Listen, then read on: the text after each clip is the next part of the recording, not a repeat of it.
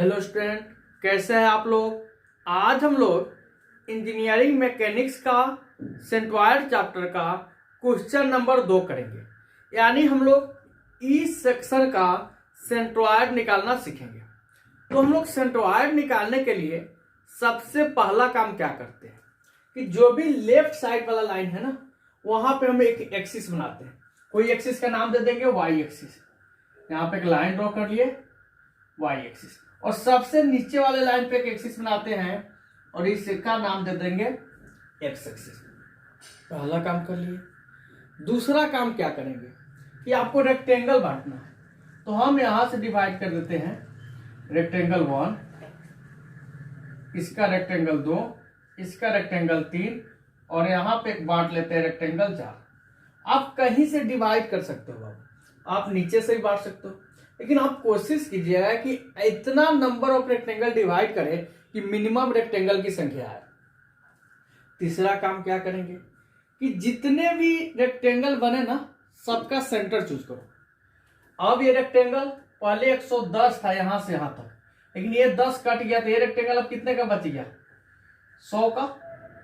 अब यहां से यहां टोटल आपके 110 थे, अब यहां से यहां कितने बच गए? 100 बच गए। ये तो 70 है। ये डिसाइड करो, यहां से यहां 110 था, अभी यहां से यहां कितना बच गया?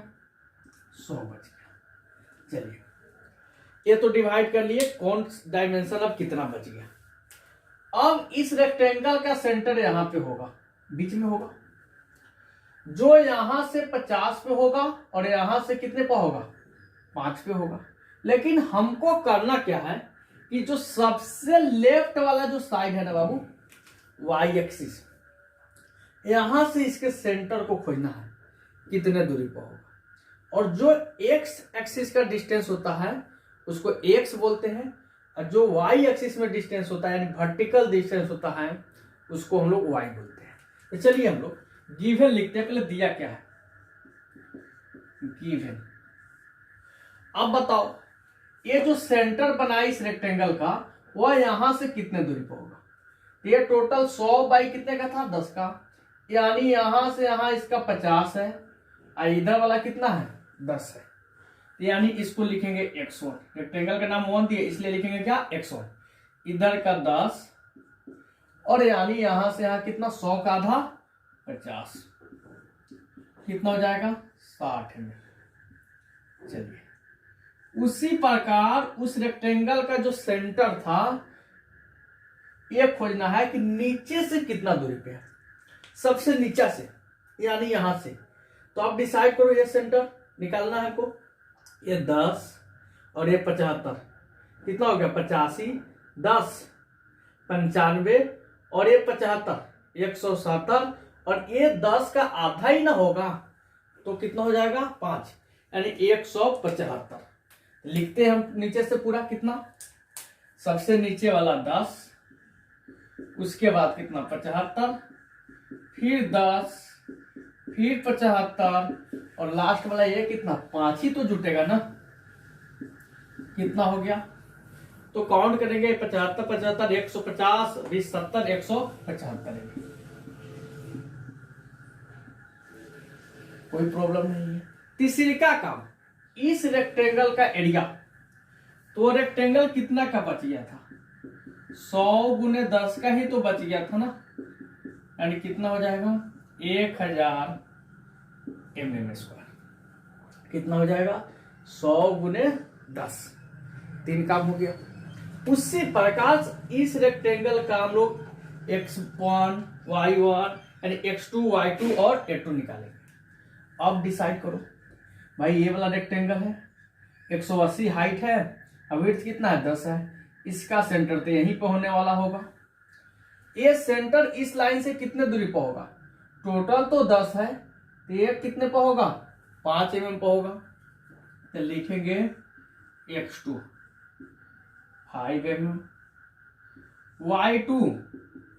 y2 क्या होगा? यानी यहां से ये वाला डिस्टेंस, तो टोटल रेक्टेंगल 180 का था, इसका सेंटर आधा ही हो जाएगा ना, कितना हो जाएगा?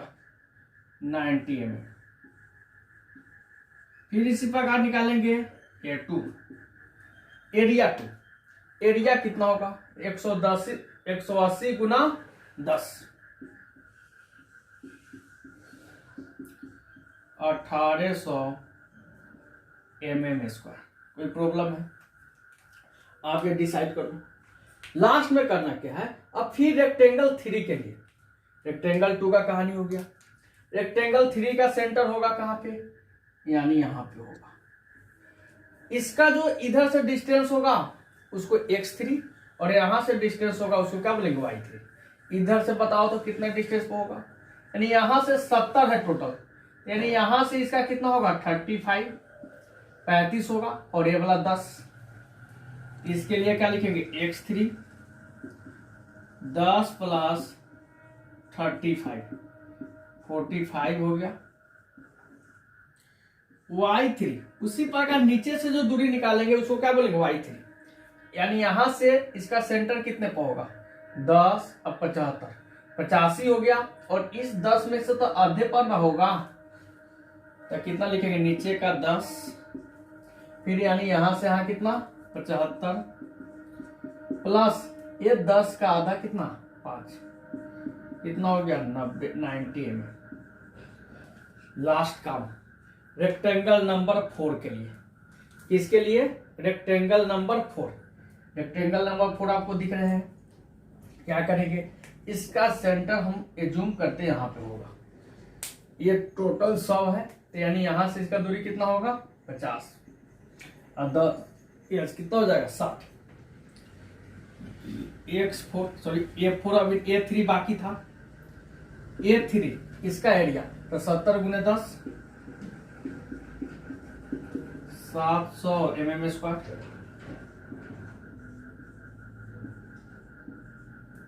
अब हमको x4 कितना निकाले थे 10 और 50 60 mm। इसका y मात्र 10 का आधा 5 यही ना होगा, y4 5 mm और लास्ट क्या निकालेंगे हम लोग A4। तो A4 कितना होने वाला है 100 गुने 10 1000 mm²। अब एक कहानी अब टोटल निकाल चुके हैं, अब सेंट्रॉइड निकालना है। अब तो कोई प्रॉब्लम ही नहीं होगा, एकदम सेंट्रॉइड का फॉर्मूला हम जानते हैं, बहुत इजी फॉर्मूला होता है। हम क्या जानते हैं ना, वी नो डेट